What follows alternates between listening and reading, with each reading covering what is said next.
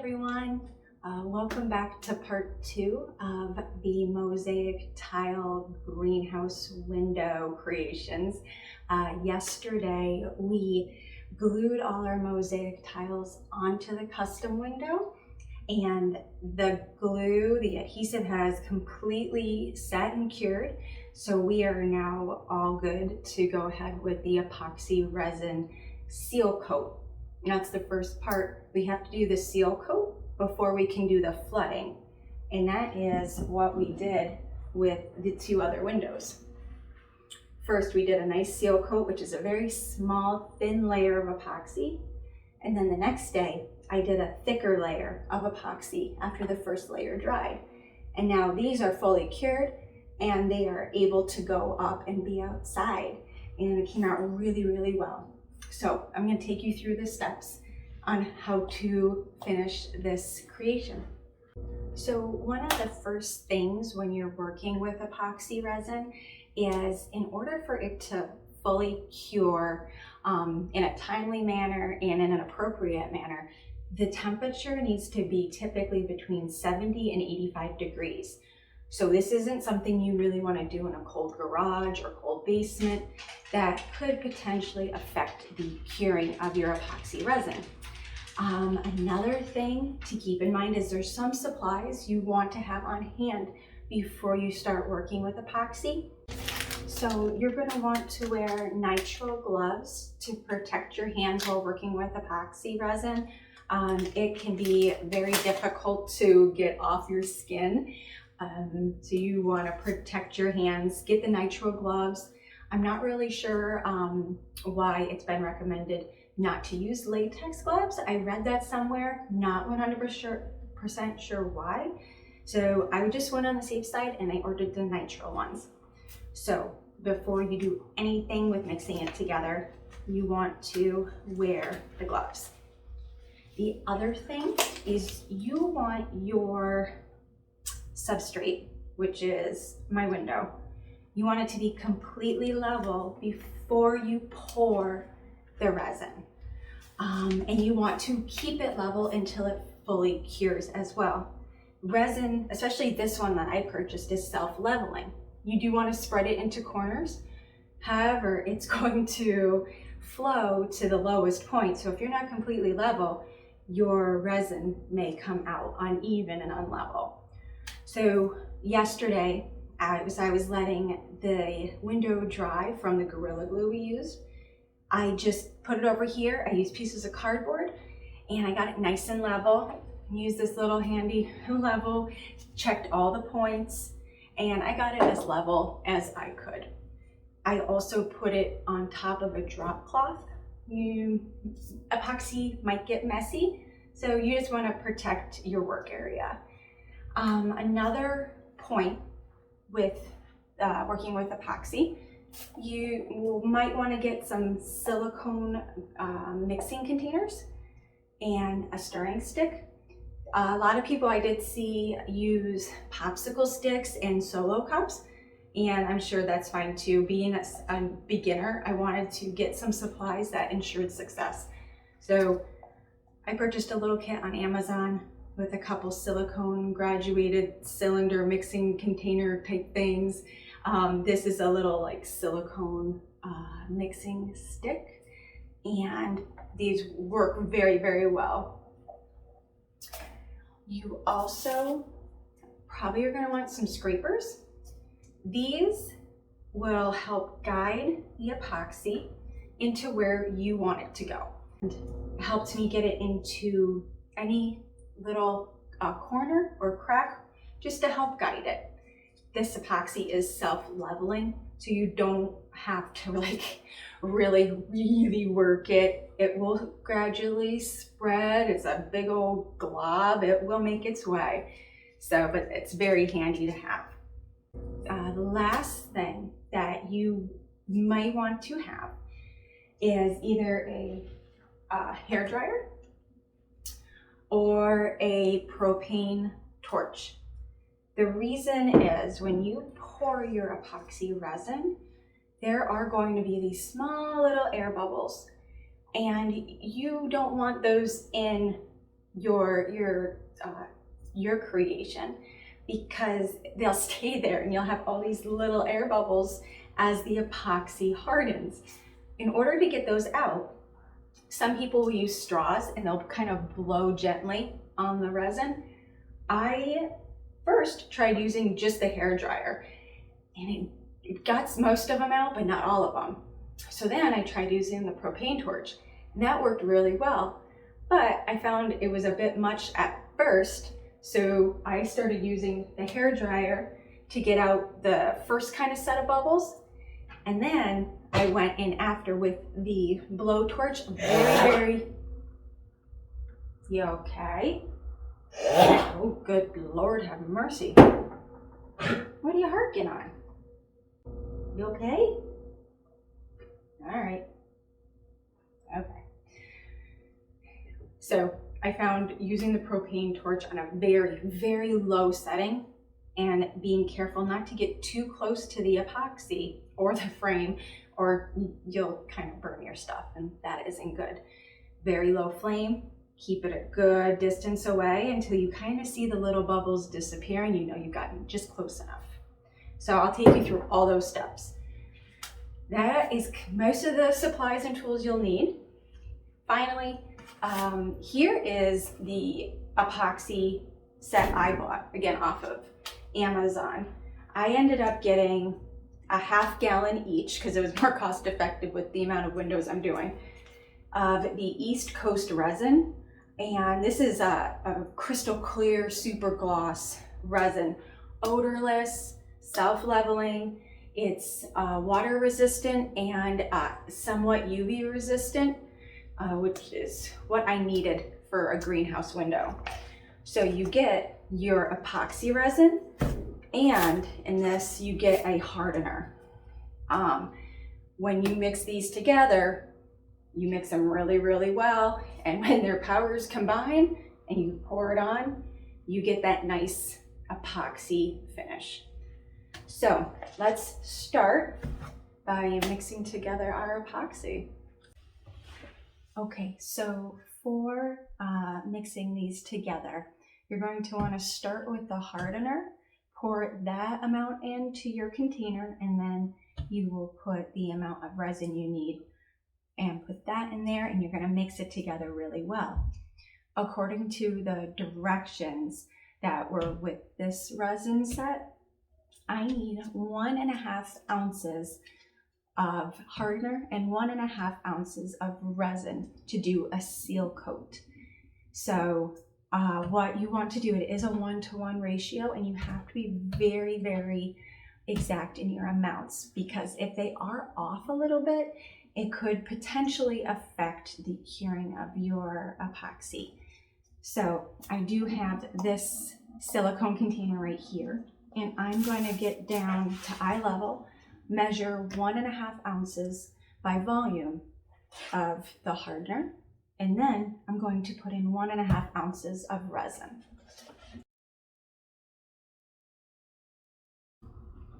There's 1.5 ounces of hardener, and now 1.5 ounces of resin. Okay. All right, so I have a total of 3 ounces of the resin and hardener, and now you need to mix very, very thoroughly. You will notice, at least with this one, it's going to go from clear to a milky white, and then when it's done and ready to be poured, it'll go back to clear again. You do want to really scrape the sides of your container and the bottom of your container to ensure that it's getting very well mixed. You don't want to whip it. You don't want to be like really working a lot of air bubbles into it, because in the end you don't want air bubbles. At least I don't want air bubbles for my window. So you want to thoroughly mix, but don't whip it. Scrape those sides. For this amount, I think it's recommended to do about 3 minutes of stirring. Larger amounts can be up to like 7 minutes of stirring. If you don't mix the hardener and the epoxy resin thoroughly enough, it could affect the curing stage. And it may come out tacky or just not right. So I'm scraping all around the sides. I'm getting the bottom, and there are air bubbles in there, but I think that's hard to avoid. I'm just making sure not to really whip a lot of air into it. It's still kind of milky looking, so that means it's not quite thoroughly mixed up yet.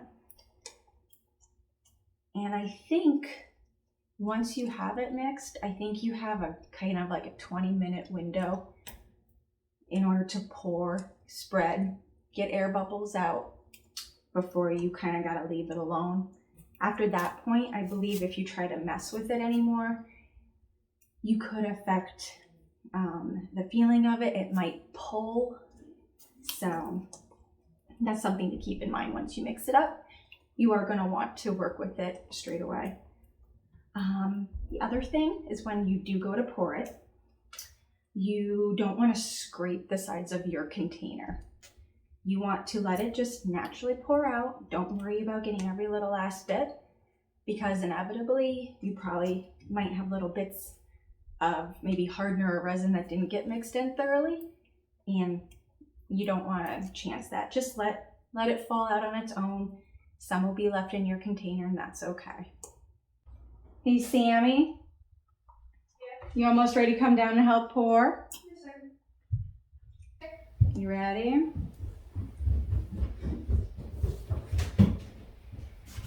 All right, so I'm gonna pour it. You wanna watch and see how this goes? You wanna wave hi, say hi? All right, you ready, buddy? All right, now you're gonna take it and you're gonna start at one end and just work to the other. So start all the way over here and then drag it down. Yeah, good. We're not gonna scrape it out or anything. We're just gonna let it naturally come out of the container. Good, just keep doing that. We're probably reaching the end. Awesome. And then what you can do is go ahead and put that container straight down. Yeah, just put it down on the drop cloth. Good. And then take off your gloves. You can pull them off by the very ends there. That way you don't touch anything. Okay, and I'm gonna have you take over the camera, okay? You got it? It's on recording. All right, so come on, and this is the seal coat. So this is the very, very, very thin coat. This one you will want to spread a bit more than when I show you the flood coat,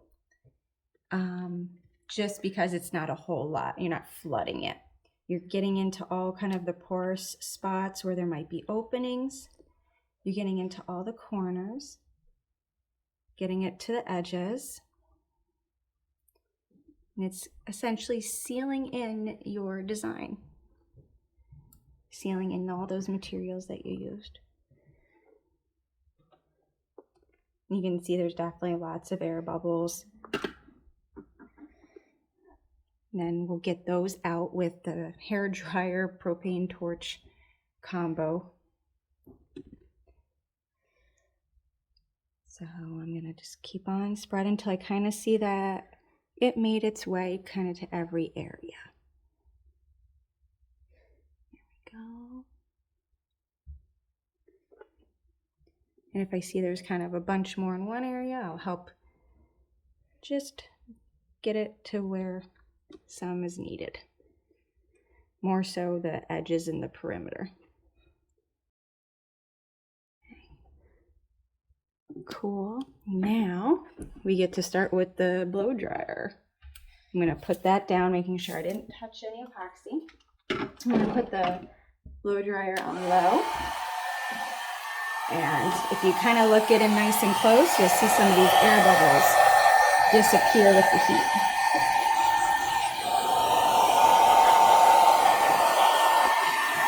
Just kind of going over. I am going to go on high for a second, but you got to be careful because the amount of air popping out of it could make your epoxy splatter. So.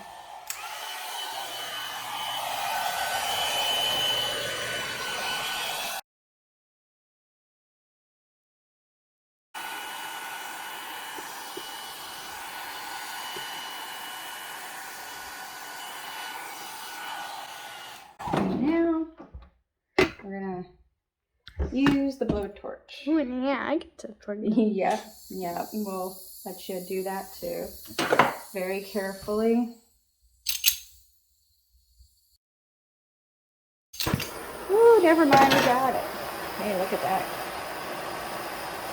Now.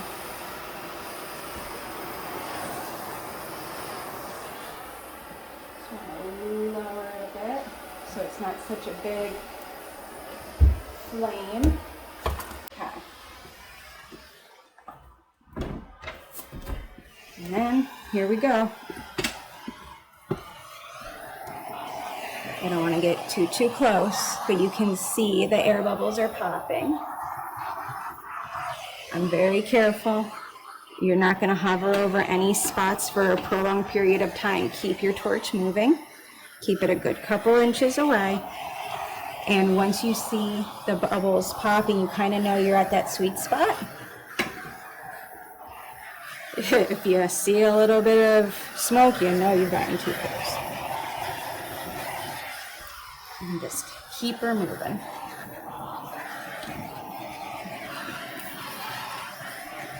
I know, I think some people also have used heat guns, and those work well.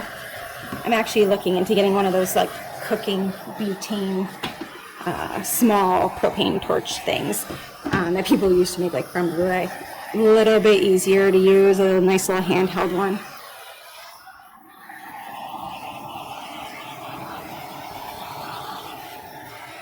And you can just see those air bubbles are going away. This really helps get the last of those air bubbles out. So let's take a look. Let's see what we see. Do we see any other air bubbles? No, that's looking, oop, actually I see one. Right here. There we go.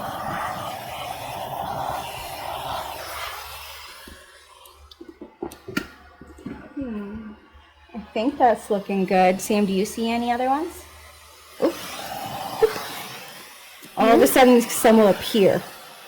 It's like the epoxy's kind of sliding into little spots. I think that air bubble was actually in part of the mosaic tile there. So as these little bubbles come up, I will just take the torch, go over it gently, and help it pop. So now what we're going to do is we're going to just kind of let it dry and set for a minimum of 4 hours at a temperature between 70 and 85 degrees. And once that's done, probably tomorrow, I'll come back and I'll show you guys how to do a flood coat, and that's the final step in our process. So, here's what you do. Now, it's fire, right? So you gotta be like super careful. This thing will shoot out, so don't turn that on yet. We're gonna turn this to the left. You're gonna open it up, you hear that propane. Now go ahead and strike it. Try again. There she goes. And then you just want to turn it down so that the flame isn't like crazy. Well, at least for what we're using it for, right? And then you see that air bubble in the middle? Yeah, so you got it. Keep it up and keep her moving. Don't get too close. You got it. Yep, don't get too close. Up, up, up. Good. Keep her up. That's too close. Up, up, up. Couple inches. Yay. Good. Good, good, good. Awesome. And then to turn it off, turn it all the way to the right. Good. And that's when you know you're all good. Nice job, Sam. Yeah. Thank you for being my assistant. Okay, one last piece of advice while your epoxy is drying. You want to cover it. You don't want any dust or dirt or anything to land in there. So I just took a piece of parchment paper and lightly covered it just to protect it. Hi everyone. So it is the next day and we are all set to do the flood coat. The seal coat is completely dry, it's cured. You have to let it set for a minimum of 4 hours for, I think, the amount that I did, which was 3 ounces. And then it is good to go ahead with the flood coat. I like to wait till the next day just to ensure, in case, the temperature fluctuates, it cures properly between 70 and 85 degrees. So I just give it that added time and I'm in no rush. So we're gonna do the flood coat today. And that is a larger amount of the epoxy. So yesterday I did an 1.5 ounces by volume of the hardener and the epoxy. Today for the flood coat, we're gonna do 4 ounces each, hardener and epoxy for 1 cup total, 8 ounce total by volume. And we're gonna flood the window, and this is the final step. And we'll let it cure for probably a good 2 to 3 days before we would consider hanging it in the greenhouse. So let's get started. Okay, so I'm gonna get at eye level. I have my mixing container here. Here's the 1/2 cup mark and the 1 cup mark. So for 4 ounces being a 1/2 cup, I'm going to measure the hardener to the 1/2 cup. So we got to 4 ounces, a 1/2 cup. And now I'm going to go ahead and put in the epoxy, which is a thicker liquid for sure than the hardener. Kind of globs out. Because it likes to glug, I start to really watch as I approach the 1 cup mark because I don't want to accidentally go over. And then, just like yesterday, you're going to go ahead and stir very thoroughly. So I think yesterday with the 3 ounce total, I stirred for maybe 3 or so minutes. This one I might do for 4 or 5 just because it is more, but it may not need it. We'll see it change from a clear to a milky color, kind of opaque. You want to make sure after mixing that it goes back to clear and transparent. That's when you know it's been mixed thoroughly and you're good to go. Now the amount that I'm using, the 8 ounce total, is for the square footage of my project. So according to the directions that came with this East Coast resin, for about 1 square foot, I would need 8 ounces total for a flood coat. I think there are some calculators and stuff on Google you can look up to make sure you know your ratio you should be using for the dimensions of your project. So it'll let you know, okay, how much in total you'll probably need to make up. This will dry, I think it takes 14 hours at 80 degrees Fahrenheit to set. And then the extra 2 to 3 days before you would put it into use to make sure it's fully cured. I wouldn't only want to wait, the 14 hours and then stick it outside on the greenhouse. You want to give it a couple days. All right, there she is. Just going to wipe off my stirring stick and put it on my drop cloth. Looks great. It looks nice and transparent. So I'm going to start at one end and drag it over. I'm not going to scrape anything out. I'm going to let it come out all by itself, just like with the seal coat yesterday. All right. And now I'm going to use this spreader, the same one that I used yesterday. Now you're going to notice I'm really not going to move a lot because I have more epoxy. It's self-leveling. It's going into the corners more naturally. All the holes were kind of filled in with the seal coat, so you don't have to worry about that. This is just doing a nice thick layer on top to complete our mosaic tile greenhouse window. Give it that extra layer. That looks great. All right, and then I just put my spreader down on my drop cloth. I'm gonna take off my gloves now, since I'm really not gonna be touching the epoxy. Just like we did yesterday, I like to start off using the hairdryer for the first set of air bubbles.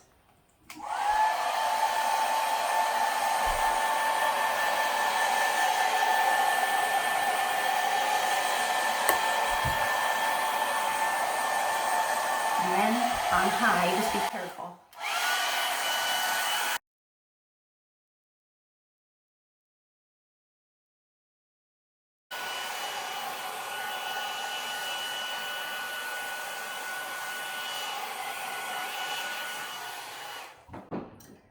All right, now we're gonna use that propane torch here, just like yesterday, to get the rest of the bubbles out. So I'm gonna turn this up.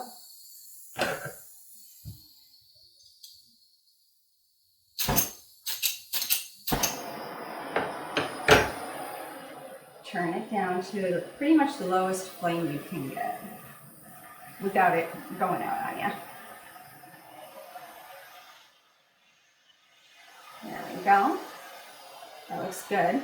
I'm going to stay a couple inches away, just like yesterday, just getting close enough until I see air bubbles bursting. And that's when I know I'm good. If you start to smell burning plastic or some smoke, you know you are definitely way too close. And you don't want to get too close and ruin your epoxy or your substrate that you're working with.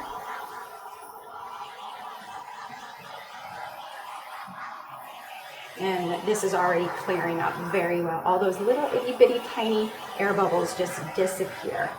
It's fantastic. All right. I think that is all of the air bubbles. Let's see here. Do one more little swoop over. And then turn that off. There. Awesome. It looks great. So I'm going to bring you over and let you see here. So here is the finished window that we're going to let set for a good 2 to 3 days.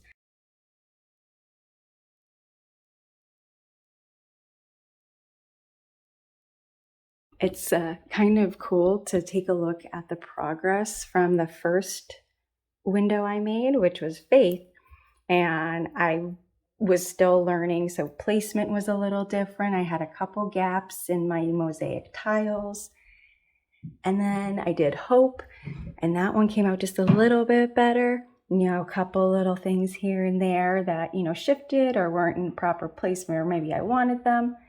And then I get to Love, and things are much more what I was looking for. So it's a really cool journey on this project here, just to see the transformation in the skill that I was learning. And I really, really do love it. And I'm looking forward to putting these windows into the greenhouse. So folks, that's it. That wraps up this project. I will be shooting some video of us putting it into the repurposed window greenhouse and showing it coming full circle. The ideas I've had in my head, finally seeing them go up, there's no better feeling. If you have any questions, please feel free to comment below and I'll see if I can answer those. I am learning. This is a totally new skill for me. So if you also have any tips or tricks, or if I did something in a way that maybe I could do better or more efficiently, let me know that too. I'm looking to continue making more mosaic tile, custom window type things. I think it's kind of fun. So definitely let me know if there's any way I can improve my skills as well. We can swap and share ideas, and that would be really cool. So thanks for coming along for this journey. Bye.